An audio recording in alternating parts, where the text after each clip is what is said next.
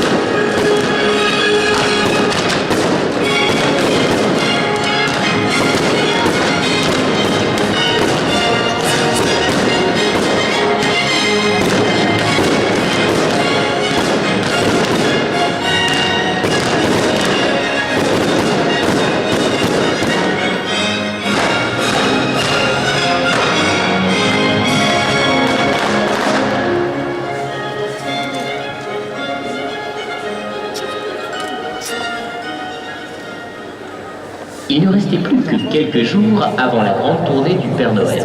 Comme chaque année, après avoir lu attentivement les nombreuses lettres qu'il avait reçues, il donnait toutes les recommandations nécessaires aux lutins pour la fabrication des jouets. Rien ne devait être laissé au hasard, et il ne faudrait surtout pas qu'il y ait d'erreur dans les livraisons. Le vieil elfe qui supervisait les préparatifs accompagnait le Père Noël depuis de nombreuses années. Il avait le sourire, tout se déroulait comme prévu. Allez les amis, encore un petit effort et toutes les commandes seront prêtes. Les enfants comptent sur nous. Il ne faut pas les décevoir.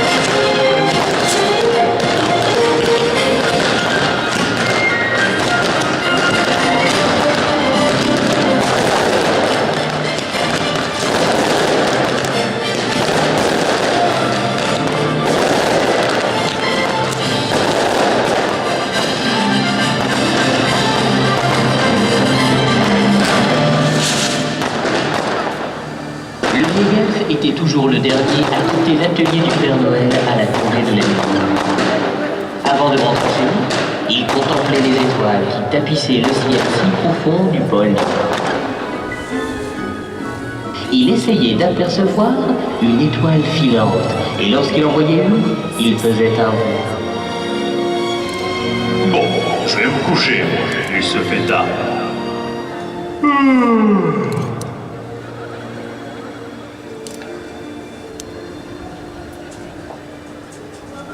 Un matin, alors qu'il passait devant la maison du Père Noël, il fut surpris de ne pas trouver les rennes dans leur enclos. Il frappa à la porte. Père Noël? Père Noël? Père Noël, vous êtes là? Il attendit quelques minutes, mais n'obtint aucune réponse. Au même moment, deux lutins passaient par là. Hé, les amis, vous n'auriez pas vu le Père Noël par hasard? Non. Mais il est peut-être déjà parti à la fabrique. Allons inspecter les environs. De toute façon, il ne doit pas être bien loin. Eh oh, Père Noël! Rodolphe, Comète, venez les reines, vous devez avoir faim. J'ai du lichen pour vous. Malheureusement, même constat. Affolés, ils coururent au village prévenir les autres.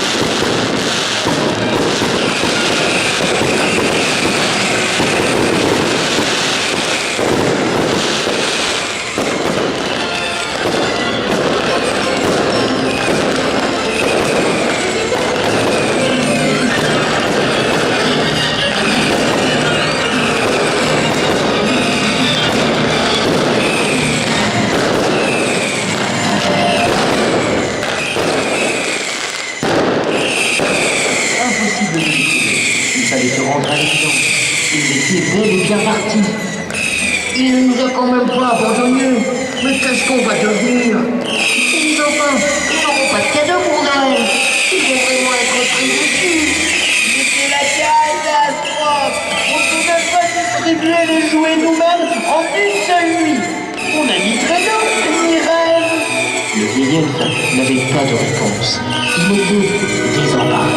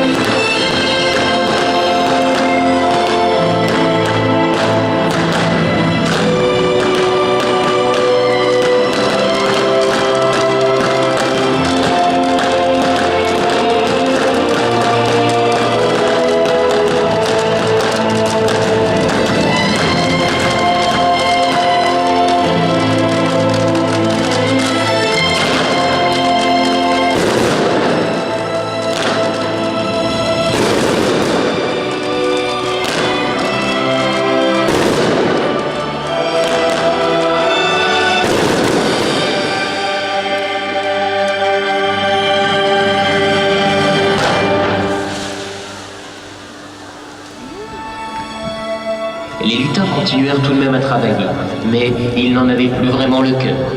Ils ne pouvaient même pas effectuer la livraison à la place du Père Noël. Ils n'avaient pour seul moyen de locomotion qu'une charrue et un âne récalcitrant qui préféraient se rouler dans la neige et faire la sieste toute la journée. Ils n'étaient pas plus avancés. Le soir même, alors que le vieil elfe n'arrivait pas à dormir, il décida d'aller marcher un peu. Soudain, il leva les yeux vers le ciel et vit une étoile filante, si brillante qu'il avait l'impression qu'elle était toute proche. Il n'en avait jamais vu pareil. Elle était suivie d'un long panache blanc. Tout à coup, elle sembla changer de trajectoire et venir dans sa direction. Il n'était pas très rassuré. Ébahi, il la vit ralentir, puis se poser délicatement devant lui. Une gerbe d'étincelles jaillit et laissa apparaître une silhouette. Bonjour, Bonjour, qui êtes-vous? je suis la fée des étoiles. Fée des étoiles? Je n'en crois pas mes yeux. Je sais pourquoi tu es triste, mais rassure-toi, je connais bien le Père Noël. Il ne vous a pas abandonné, il a juste pris quelques jours de vacances. Oui, mais il doit distribuer les cadeaux aux enfants demain. S'il ne rentre pas rapidement, il sera trop tard. Alors, tu dois aller le retrouver. Pour cela, je vais t'aider. Elle fit alors un geste ample de la main, envoyant dans les airs des paillettes d'or. Et en un clin d'œil, se transforma en un splendide cheval blanc aux ailes. Va chercher le Père Noël. Les enfants ont besoin de lui. Oui, mais je le trouve comment, moi? Le cheval saura t'amener. Dépêche-toi, tu n'as pas beaucoup de temps. N'oublie pas que tu n'as un seul voyage possible. Au revoir, je dois partir. Attendez! Je n'ai même pas pu la remercier. Allons-y, allons chercher le Père Noël!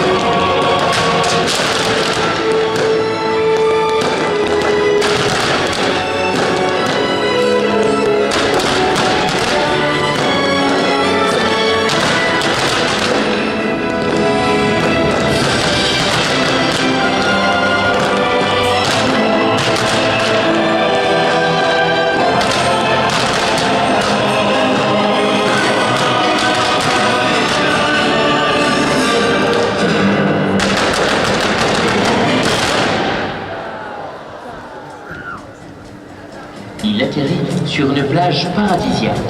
Et comme prévu, l'âne reprit sa forme normale. Face à lui, il découvrit le Père Noël en maillot de bain, les pieds dans l'eau, avec les reines qui portaient des lunettes de soleil. Oh, bonjour mon cher ami, ça me fait plaisir de te voir. Figurez-vous qu'on a vraiment eu très peur que vous nous abandonniez. Bien sûr que non, je suis juste venu ici prendre quelques jours de vacances pour être en forme avant la nuit de Noël. Bah oui, mais le problème c'est que Noël c'est déjà demain. Demain? Oups! Allez les reines, rentrons, nous avons du travail. Toi, je t'emmène dans mon traîneau. Il faut que ton âme se mette à l'arrière. C'est parti! En un éclair, les reines les emmenaient à la fabrique. Tous les lutins et les elfes étaient là pour les accueillir. Bonjour, Père Noël! Bonjour à tous! Désolé pour mon retard. Enfin, pour l'instant, dépêchons-nous de charger les traîneaux. Puis il s'adressa au vieil elfe. Ça te dirait de m'accompagner? Rien ne pourrait me faire plus plaisir. Alors, allons-y.